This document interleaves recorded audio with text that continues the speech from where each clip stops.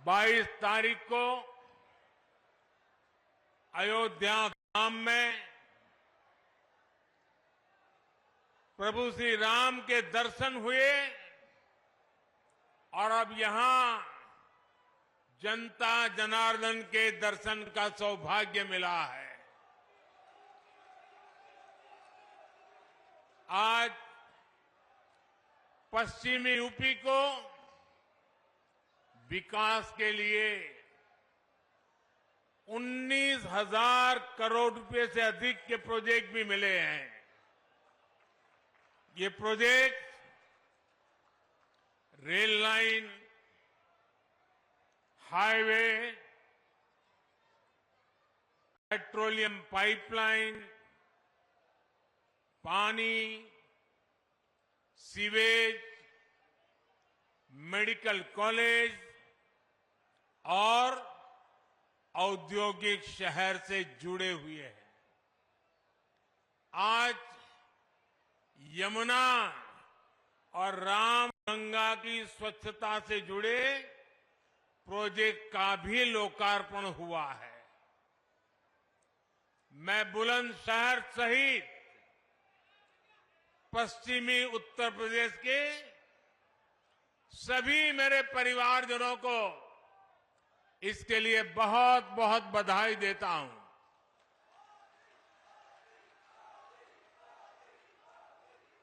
भाइयों और बहनों, इस क्षेत्र ने तो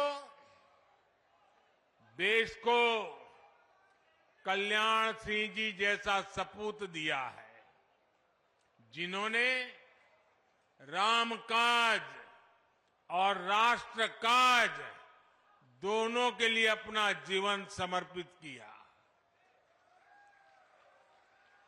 आज वो जहां है, अयोध्या धाम को देखकर बहुत आनंदित हो रहे होंगे। यह हमारा सौभाग्य है कि देश ने कल्याण सिंह जी और उनके जैसे अनेक लोगों का सपना पूरा किया है। लेकिन अभी भी सशक्त राष्ट्र के निर्माण का, सच्चे सामाजिक न्याय का उनका स्वप्न पूरा करने के लिए हमें अपनी गति और बढ़ानी है और जिसके लिए हमें मिलकर काम करना है।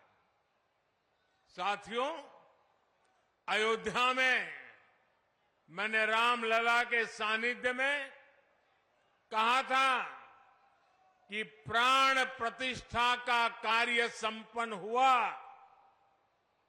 अब राष्ट्र प्रतिष्ठा को नई ऊंचाई देने का समय है।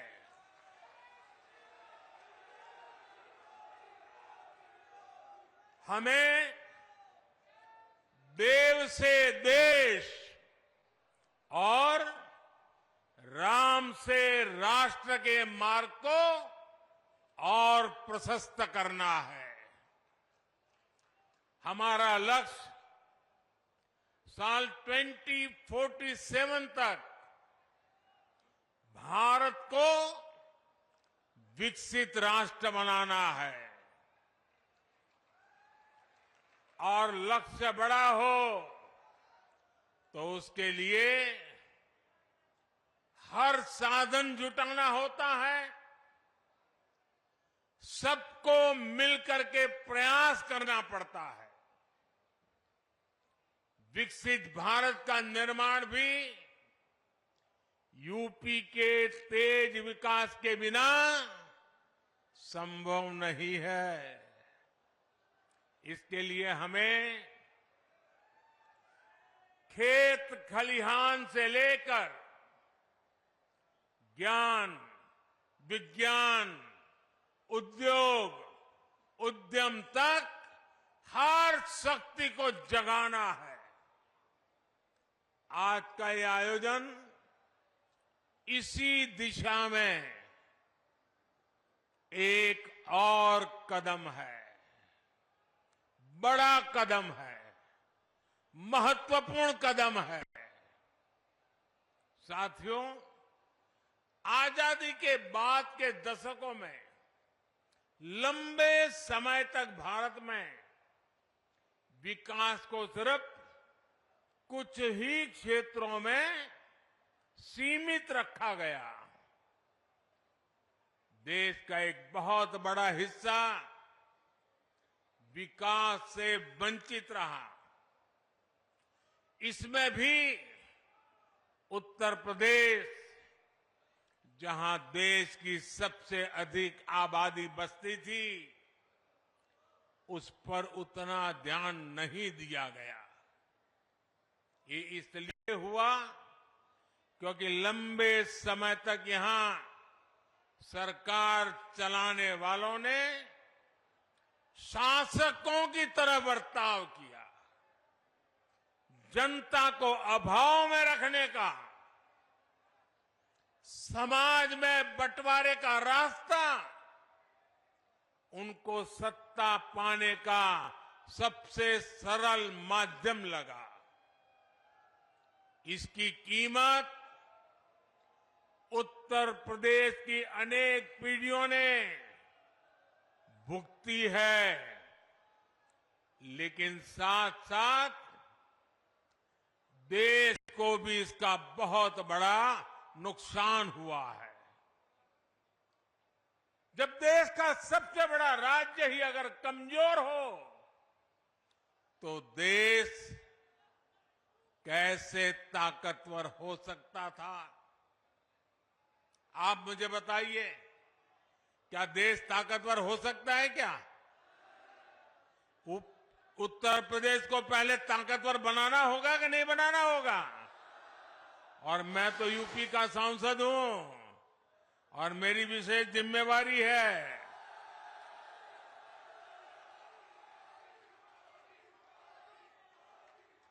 मेरे परिवारजनों, 2017 में डबल इंजन की सरकार बनने के बाद से यूपी में पुरानी चुनौतियों से निपटने के साथ ही आर्थिक विकास को नई गति दी है। आज का कार्यक्रम हमारी इस प्रतिबद्धता का प्रमाण है।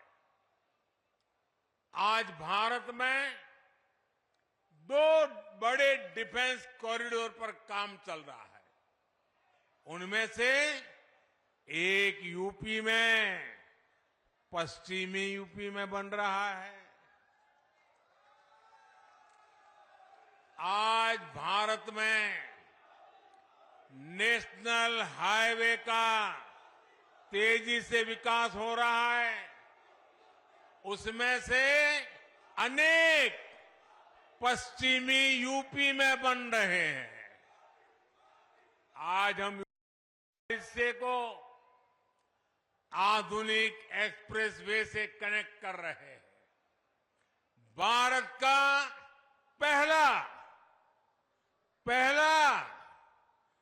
पहला नमो भारत ट्रेन प्रोजेक्ट पश्चिम यूपी में ही शुरू हुआ है।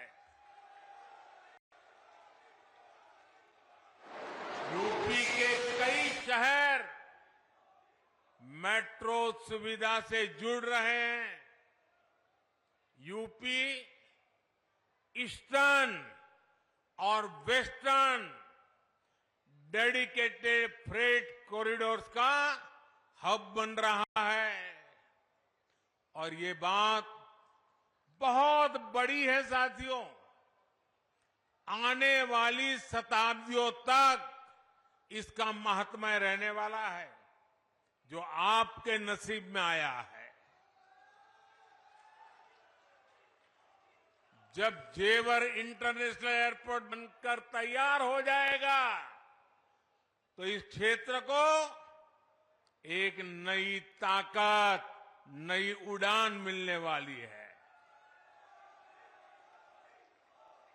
साथियों, सरकार के प्रयासों से आज पश्चिमी उत्तर प्रदेश रोजगार देने वाले प्रमुख सेंटर में से एक बन रहा है। केंद्र सरकार देश में 4 नए औद्योगिक स्मार्ट शहर बनाने की तैयारी में है।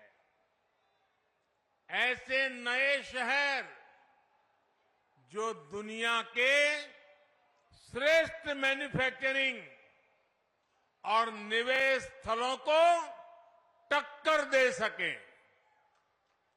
इसमें से एक औद्योगिक स्मार्ट शहर पश्चिमी उत्तर प्रदेश के ग्रेटर नोएडा में बना है। और आज मुझे इस महत्वपूर्ण टाउनशिप का उद्घाटन करने का सौभाग्य मिला है। यहां हर वो बुनियादी सुविधाएं विकसित की गई है जो रोजमर्रा के जीवन के लिए, व्यापार, कारोबार, उद्योग के लिए चाहिए। अब ये शहर दुनिया भर के निवेशकों के लिए तैयार है।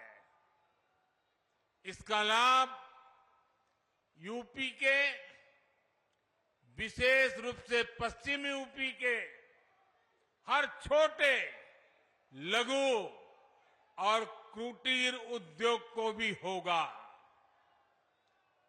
इसके बहुत बड़े लाभार्थी हमारे किसान परिवार, हमारे खेत मजदूर भी होंगे।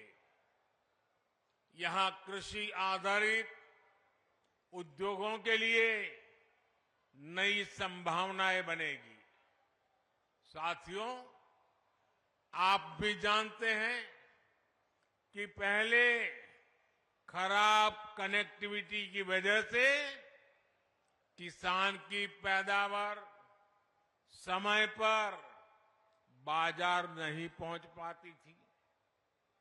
किसानों को अधिक भाड़ा भी देना पड़ता था।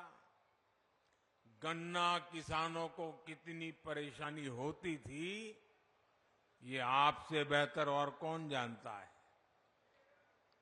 किसानों की उपज को अगर विदेश एक्सपोर्ट करना होता था तो वो भी मुश्किल था। यूपी समंदर से बहुत दूर है, इसलिए उद्योगों के लिए जो गैस और दूसरे पेट्रोलियम प्रोडक्ट चाहिए, उन्हें भी ट्रकों में लाना पड़ता था। इन सारी चुनौतियों का हल नए एयरपोर्ट और नए डेडिकेटेड फ्रेट कॉरिडोर में है। अब यूपी में बना सामान यूपी के किसानों के फल सब्जी और ज्यादा आसानी से विदेशी बाजार तक पहुंच पाएंगे। मेरे परिवारजनों, डबल इंजन सरकार का निरंतर प्रयास है कि गरीब और किसान का जीवन आसान हो। मैं योगी जी की सरकार को बधाई दूंगा कि उन्होंने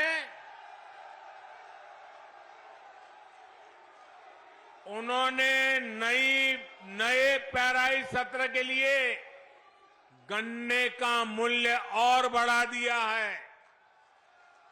गन्ना किसान हो, गेहूं और धान किसान हो, सभी किसानों को पहले अपनी ही उपज का पैसा पाने के लिए लंबा इंतजार करना पड़ता था। लेकिन हमारी सरकार इस परिस्थिति से किसान को बाहर निकाल रही है। हमारी सरकार ने ये सुनिश्चित किया है, मंडी में अनाज बेचने पर किसान का पैसा सीधे किसान के बैंक अकाउंट में जाना चाहिए। डबल इंजन सरकार ने गन्ना किसानों से जुड़ी समस्याओं को भी लगातार कम करने का प्रयास किया है। गन्ना किसानों की जेब में ज्यादा से ज्यादा पैसे जाएं, इसके लिए हमारी सरकार इथेनॉल बनाने पर बल दे रही है। इस वजह से किसानों को हजारों करोड़ रुपए अतिरिक्त मिले हैं। साथियों, किसानों का हित हमारी सरकार की सर्वोच्च प्राथमिकता है। आज सरकार हर किसान परिवार के इर्द गिर्द एक पूरा सुरक्षा कवच बना रही है। किसानों को सस्ती खाद मिलती रहे, इसके लिए बीते वर्षों में हमारी सरकार ने लाखों करोड़ रुपए खर्च किए हैं। दुनिया में आज यूरिया की जो बोरी 3,000 रुपए तक की मिल रही है, भारत के किसानों को 300 रुपए से भी कम में मिल रही है। आपने ठीक से सुना क्या? ये यूरिया की बोरी दुनिया में 3,000 रुपए तक में बिकती है, जबकि भारत सरकार आपको वो बोरी 300 से भी कम कीमत में देती है। अब देश ने और एक महत्वपूर्ण काम किया है, नैनो यूरिया बनाया है।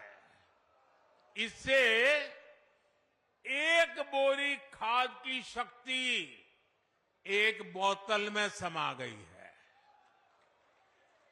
इससे भी किसानों को लागत कम होगी, बचत होगी।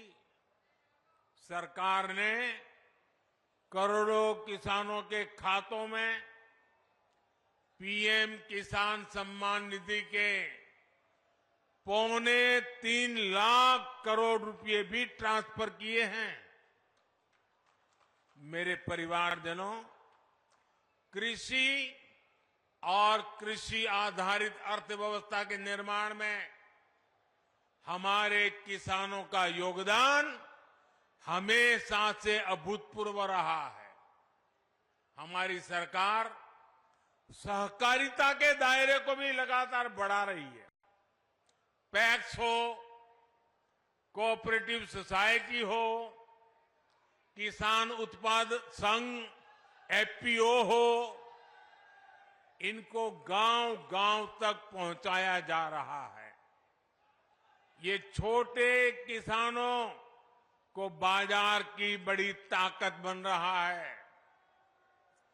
खरीद बिक्री हो, लोन हो, कोई फूड प्रोसेसिंग उद्योग हो, एक्सपोर्ट हो, ऐसे हर काम के लिए किसानों की सहकारी संस्थानों को प्रोत्साहित किया जा रहा है।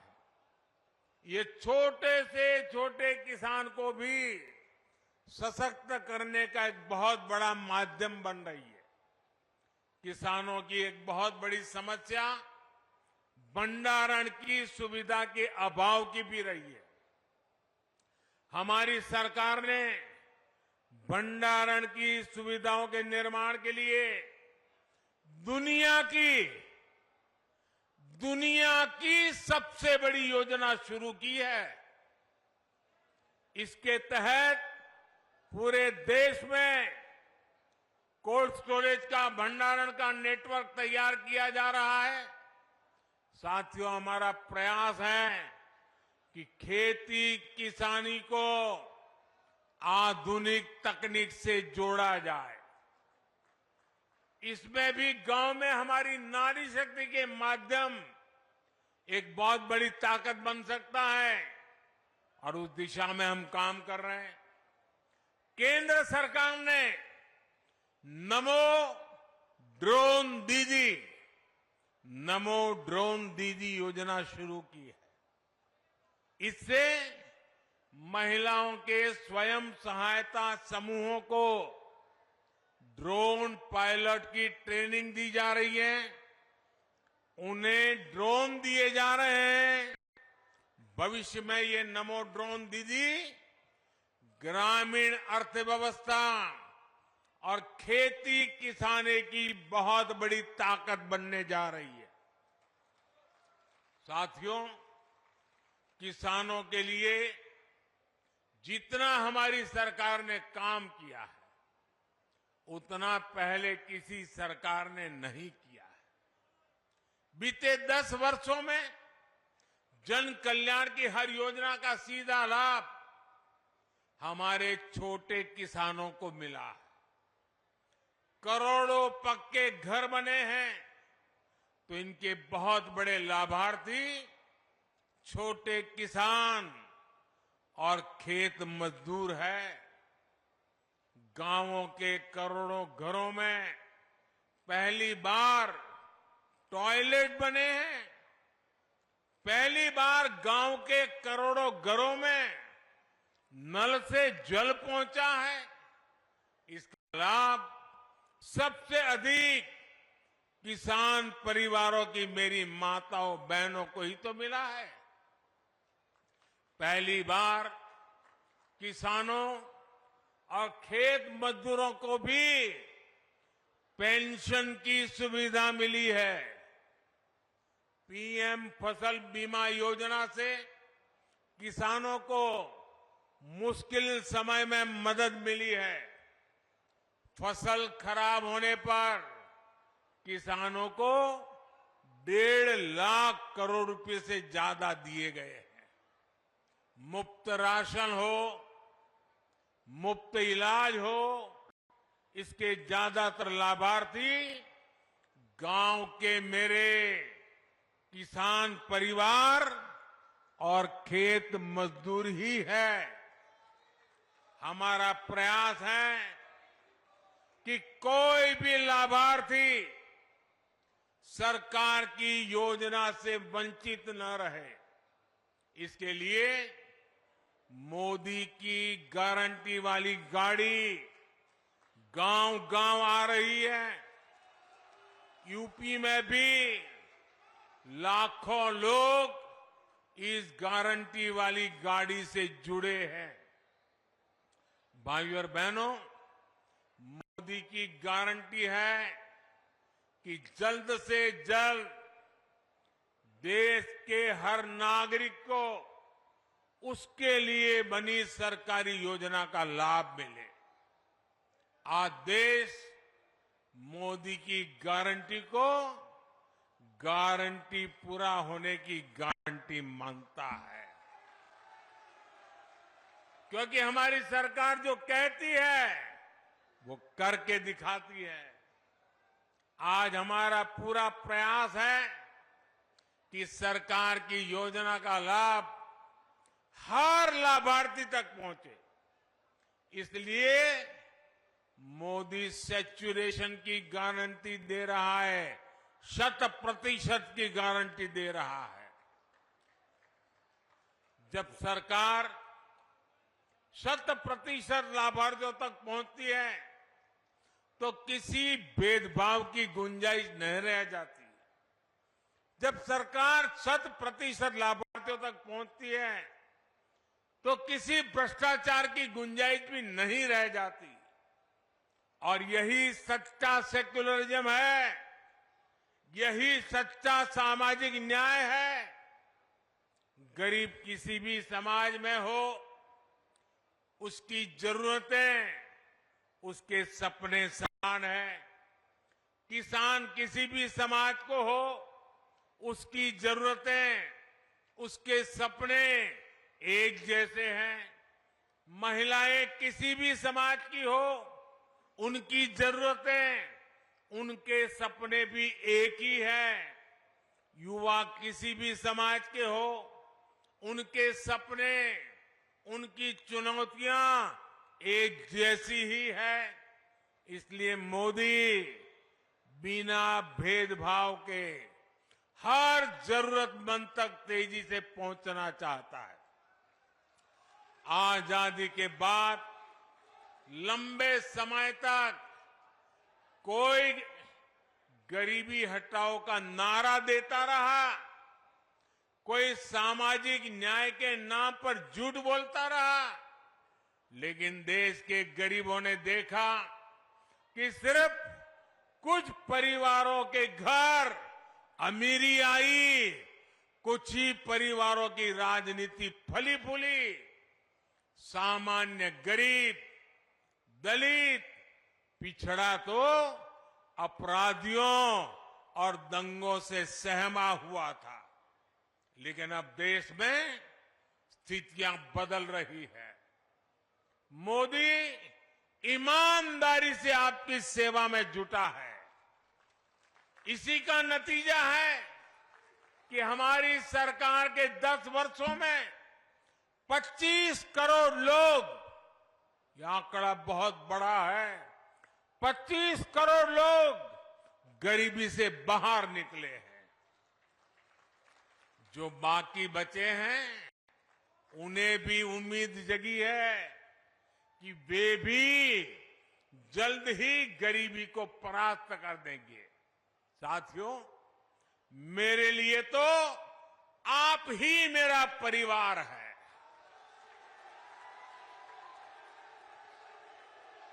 आपका सपना ही मेरा संकल्प है। इसलिए आप जैसे देश के सामान्य परिवार जब सशक्त होंगे तो यही मोदी की पूंजी होगी। गांव गरीब हो, युवा, महिला, किसान हो, सबको सशक्त करने का ये अभियान जारी रहेगा। आज मैं देख रहा था, कुछ मीडिया वाले चला रहे थे कि आज बुलंदशहर में मोदी चुनाव का बिगुल फूकेंगे।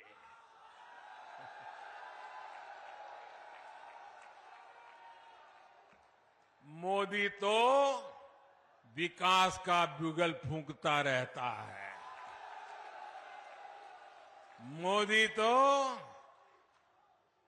समाज के आखिरी व्यक्ति के कल्याण के लिए बिगुल फूंकता रहता है।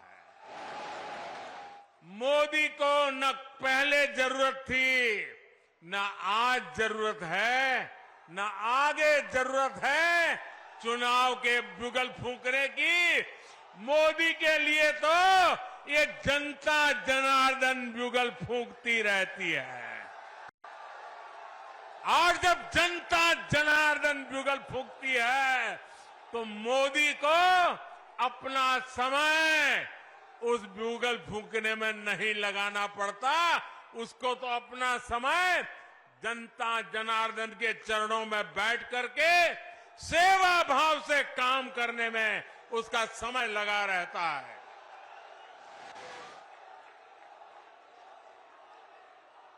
एक बार फिर आप सभी को विकास कार्यों के लिए बहुत बहुत बधाई। मेरे साथ पूरी शक्ति से बोलिए, भारत माता की। शाबाश। भारत माता की। भारत माता की।